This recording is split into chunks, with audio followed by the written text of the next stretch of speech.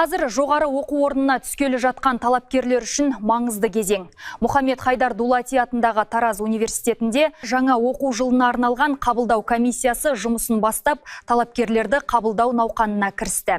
Биыл білім ордасында құжат тапсыру үдерісін жеңілдету және қызмет көрсету сапасын арттыру мақсатында цифрлық жүйелер кеңінен енгізіліп отыр. Биыл университетте талапкерлер мен олардың жақындарына қызмет көрсету жүйесі толығымен жаңартылды. Құжаттарды қабылдау, кеңес беру жұмыстары, CRM жүйесі, электронды кезек және Bittrex 24 платформасы арқылы жүзеге асырылуда. Бұл технологиялар кезек күту уақытын айтарлықтай қысқартады. Сонымен қатар биылғы басты ерекшеліктердің бірі білім ордасында ата-аналар мен кішкентай балаларға арналған арнайы жайлы бөлме қарастырылған. Бұл құжат тапсыруға отбасымен бірге келген азаматтардың өздерін еркін сезініп, балалардың уақытын жайлы өткізуіне мүмкіндік береді. Ал енді біздің университетке келетін болса, қазіргі күні қабылдау комиссиясының жұмысы нақты бөлінген 5 негізгі бағыт бойынша жүзеге асырылады.